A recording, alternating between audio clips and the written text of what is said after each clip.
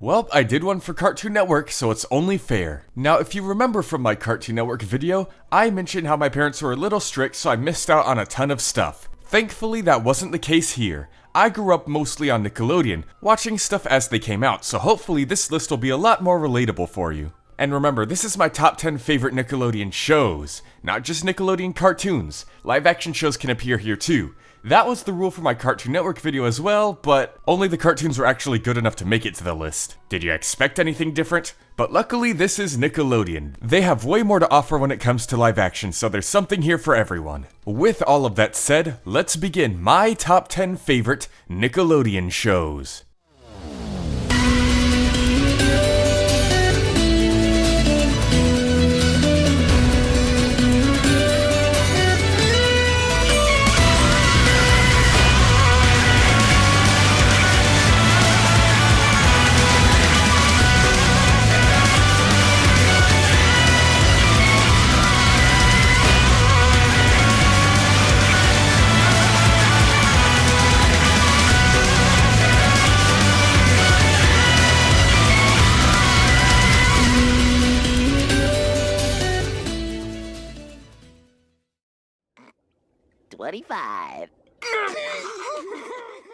Danny Phantom. Now this is probably the very first story-driven cartoon I've actually watched, and I have a ton of nostalgia for it for that reason, just following the story. Enemies who returned would remember their past encounters with Danny, something that happened in one episode could affect something in a later episode, just a ton of stuff like that. Plus, I also binge-watched it a ton with my sister, so there's plenty of fond memories that Danny Phantom brought to the table. However, as I got older and developed a critical eye, some aspects of the show didn't hold up quite as well. There's of course the generic ship of main character plus best friend, Danny and Sam, when Danny had much better romantic interests in the show, like Valerie. And then of course there's the abysmal third season where a ton of the best writers left the show, not to mention the series finale was wrapped up extremely poorly. Despite those flaws though, the good aspects of the show are still very much good, and I still check out Danny Phantom every now and then. Danny Phantom goes ghost at number 10.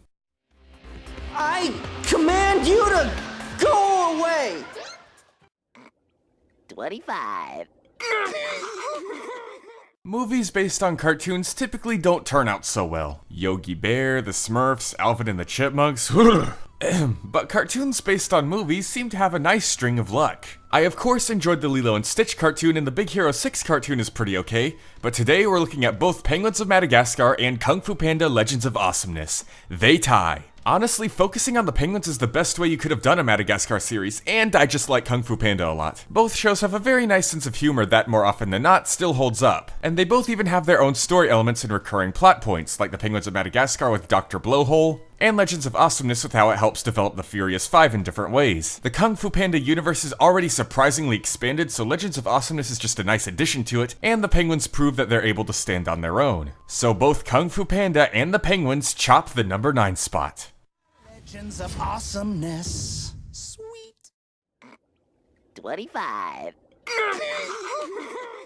Okay, does anybody remember this show? Because I had an unreasonably hard time finding any clips that were more than 30 seconds long. Getting footage for this part in the list was a chore. But anyways, it's Neds Declassified School Survival Guide. This was an extremely funny and unique show for the time I watched it. Before it, I used to assume that any live-action show that appeared on TV had to have a laugh track in it. That wasn't the case with Ned though. It was like a cartoon in real life. Its humor was extremely snappy, it had lots of wacky cartoon sound effects. All the characters and actors were extremely bombastic and energetic. The entire show was just a joy to watch. And whenever they would have the occasional fart joke, they would go all out with it, which is what you're supposed to do. Many other cartoons and shows make the mistake of only going halfway with it. Overall, this show would probably be higher on the list if I could remember more of it, but I just can't find anything about it anywhere. So Neds Declassified guides us to the number 8 spot.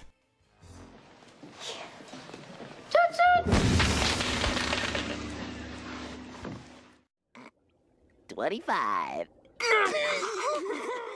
Now we take a look at one of Butch Hartman's other cartoons, the Fairly OddParents. Now I know some people may get mad for me putting this higher than Danny Phantom, but I just can't help it. Of course the show has been downhill and in the grave for quite a while now, but when it was good, it was really good. And it was really good a lot longer than Danny Phantom. Danny unfortunately only had 2 seasons before he dipped, while the Fairly OddParents at least had 5. And it was also just a really cool and creative premise. Fairies granted to children with unfortunate and miserable lives to bring them joy and happiness? That's just adorable. And all the rules and laws for the world are very creative as well, when they're actually followed. I know people are still gonna be sour at me, but this was the first cartoon I can actually remember where I was able to pick and point out my favorite and least favorite episodes. It pretty much jump-started my critical eye and helped me discover what makes a cartoon good and what doesn't. So the Fairly OddParents poofs into the number 7 spot.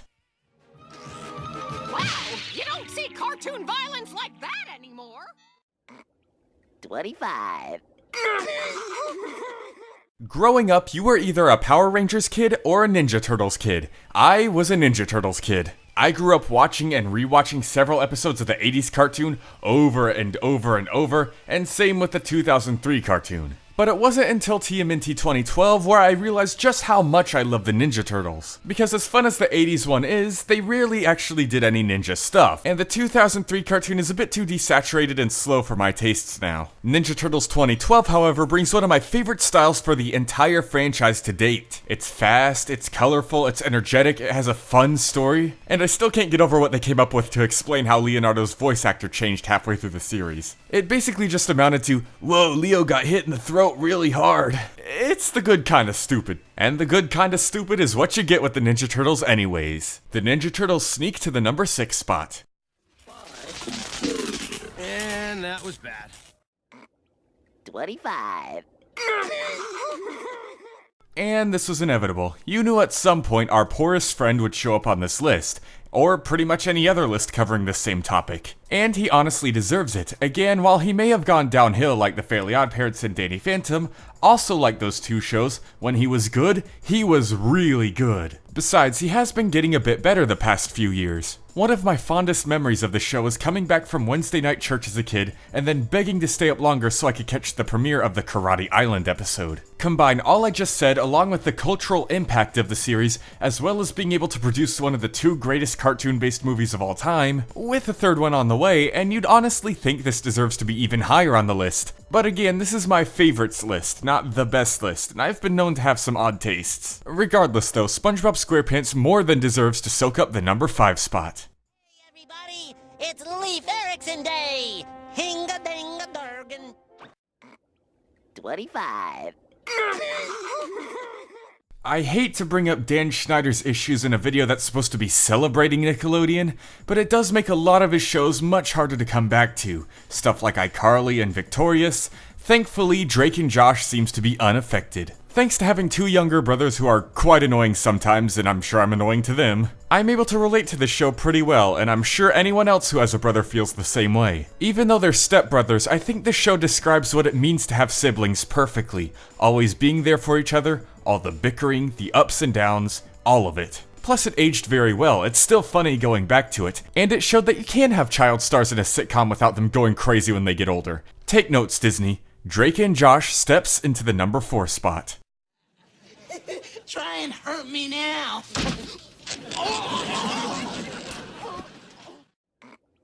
25. The Adventures of Jimmy Neutron Boy Genius. I don't understand how the show ended so soon. Every single thing about the show holds up, from the humor to even the animation itself. No, really, compare Jimmy Neutron to its sequel spin-off series Planet Sheen and see what I mean. Planet Sheen may arguably have more detail, but the energetic and detailed character animation of the original series can't be matched. It's so fluid, full of life, and super expressive. The characters are also done super well. People can't decide if Sheen is the best, Carl, Hugh Neutron, Miss Fowl, and even background characters are remembered fondly, like Bulby and Skeet with his whole sodium chloride bit. Everyone watching the show loves everyone in the show, and it really deserves to come back the way it was. And hopefully in this age of nostalgia, that'll be the case sometime soon. The Adventures of Jimmy Neutron Boy Genius blasts off into the number 3 spot. I won't mess up, or my name isn't Sheen Guaverra esta vez. 25. Next up is Avatar: The Last Airbender.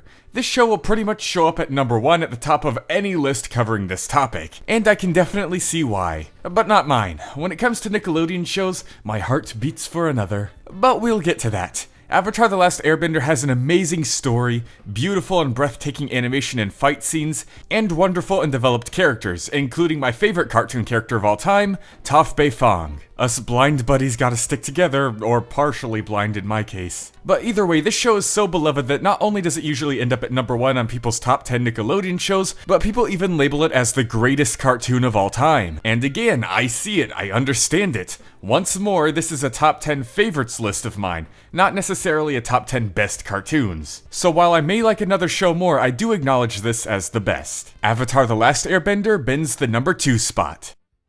Fire Lord Ozai, you and your forefathers have devastated the balance of this world. 25.